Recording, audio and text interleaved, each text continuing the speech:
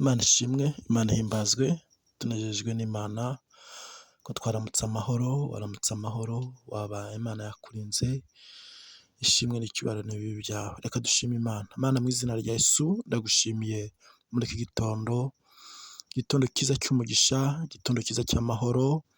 Mpagaritse ibitavuga Imana byose ku buzima bwa buri wese. Imbaraga zose z'umwijima ndazinetralije mu mbaraga zawe mu izina rya Yesu Kristo. Imbaraga z'uburwayi zikurweho, imbaraga z'abakonikoni zikurweho, imbaraga zarwanya abera bawe zikurweho mu izina rya Yesu. Hari icyo watuvuzeho, haleluya, uhabwe icyubahiro Mana. Waravuze ngo uzaturinda mu majya no mu maza, waravuze ngo uzaturinda ikibi cyose. Reka Mana ugire neza abanyarwanda, ugire neza uyu mumama, ugire neza uyu musore, ugire neza uyu mukobwa mu izina rya Yesu Kristo. Icyo wamuvuzeho gisohore, icyo wamubwiye reka kibone mu izina rya Yesu. Duhagaritse imbaraga zose zatangira zavuguruza ibyo wamuvuzeho mu izina rya Yesu Kristo. Turahamagara abamarayika kugira ngo babe ku buzima bwe, haleluya, basohoze icyo wavuze ku buzima bwe, akubone nk'Imana, umwigaragarize. Urakoze mu izina rya Yesu. Amen. Haleluya, haleluya. Hari ijambo nzanye rivuga ngo icyo Imana yavuze ntabwo kizahera, kizasohora.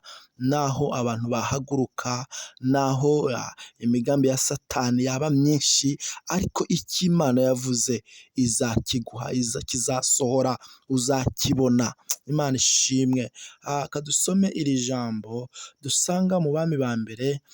Turaza gusoma ibice 3 n'umurongo wa 16.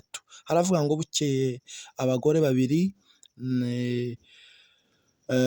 b'abamaraya basanga umwami, bamuhagarara imbere.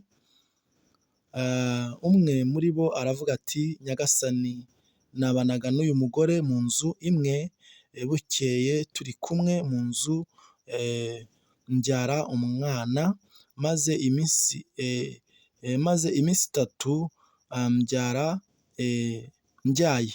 Uyu mugore nawe abyara turi kumwe. Nta mushyitsi wari kumwe natwe muri iyo nzu keretse twebwe ubwacu. Ariko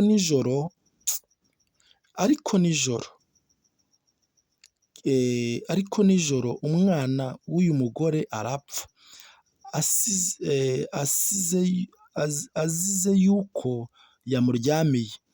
Icyo gicuku arabyuka ankura umwana mu gituza, ubwo umuja wawe nari nsinziriye, amuryamisha mu gituza cye. Wa wundi wapfuye amuryamisha mu gituza cyanjye. Mbyutse mu museke konsa umwana nsanga yapfuye, ariko mu gitondo mwitegereje mbona ko atari umwana wanjye nibyariye. Undi mugore aravuga ati, oya, umuzima ni we wanjye, uwapfuye ni uwawe. Amen. Aca neza ijambo ry'Imana. Aba ni abagore babiri, bari abagore b'abamaraya. Umwe arabyara, amaze kubyara n'undi nawe haciyemo iminsi nawe arabyara. Wibuke ko bari abagore babiri babana mu nzu, bose ari abamaraya. Umwe aryamye ari nijoro aryamira umwana arapfa. Amaze gupfa, wa wundi nawe harashize iminsi abyaye, afata wa mwana wiwe muzima amukura mu gituza asinziriye. Wa wundi amuha wa mwana yaryamiye arapfa, aba ari wamushyira mu gituza. Ijambo ririmo aha hantu, ngiye kukubwira ijambo ririmo aha hantu, nawe usaba Imana iguha ubundi bwenge, usaba Imana irindi byawe. Afata wa mwana arangije amushyira muri cya gituza cya wa mubyeyi wari ufite umwana muzima. Reka nkubwire, ibyawe biracyari bizima. Reka nkubwire, nubwo babishyiraho pirate, nubwo bavuga ko ari pirate, nubwo bavuga ngo byarapfuye, ariko reka nkubwire mama, reka nkubwire wa musore, reka nkubwire wa mukobwa, ibyawe ni bizima ntabwo byapfuye, ibyawe birahari kandi Uwiteka marayika w'umwami Imana arabirinze. Imana ishimwe. Ngo birangije, haleluya, ngo afata wa mwana, ngo arangije amushyira mu gituza cya wa mubyeyi wari ufite umwana muzima. Reka nkubwire, umwami arangije avuga ngo munzanire inkota, ngo arangije ngo afata wa mwana, ngo agiye kumucamo kabiri, ngo umwe atware igice kimwe undi atware ikindi. Wa mwana, wa mubyeyi w'umwana muzima aravuga ngo aho kugira ngo mumucemo kabiri, aho kugira ngo bigende gutya, ni mumuhe. Ngo umwami arangije aravuga ngo mpise mbona ko nyina w'uyu mwana ari uw'uyu wari ufite umwana muzima. Ngo arangije aravuga ngo nimufate uyu mwana mumusubize nyina wayo.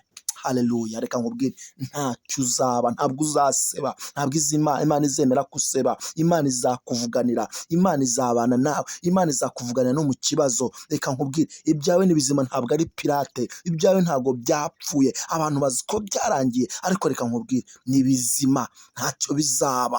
Imana ishimwe. Reka dusenga Imana. Mana, mu izina rya Yesu ndagushimiye ko utubwiye ko ibyacu ari bizima, ntacyo bizaba. Urakoze ko ibyacu bibaye bizima. Amen.